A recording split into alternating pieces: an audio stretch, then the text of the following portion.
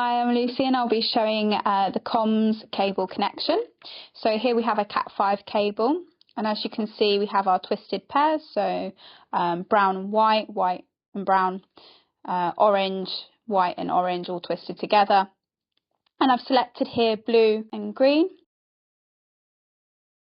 With these cables we can set them aside. Let's say one breaks later on, then you can use your twisted pair as a replacement.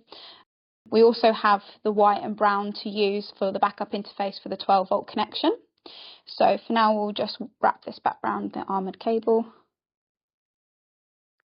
We've used ferrules to make sure tighter connection, and we've also made sure that the twisted pair for blue and white stays twisted to stop interference. So if we go to our meter, you can see here our connection GAB. So we match that up with our wires. So we've got blue going into -B, white and blue going into A, and green going into G. Make sure they're the same order for the inverter as well, so it has the right direction for information. And then just a side note with the CTs, make sure not to have the wires coiled. It's better to cut the wire shorter and then to have them coiled for your CT. You also see on the CT an arrow direction. It's really important to have that in the right direction, so facing grid, otherwise you'll see the results coming the opposite of what you would expect.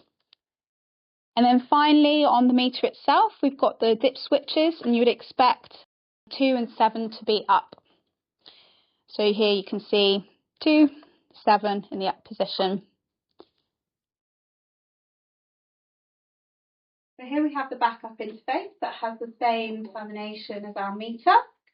So with the twisted pair, we have G, typically use the green wire, A and B. So A being the twisted pair with B, so white and blue, and then B being blue. And you can see here as well the 12-volt twisted pair as well. If we move over to the home hub, we have the same wiring in case of terminal blocks. You need to make sure that they're the same colours going into the terminals. So G, A, B again, twisted pair, and a 12-volt. You can see on the home wave, we're missing the 12-volt connection here. So backup interface only works with the home hub.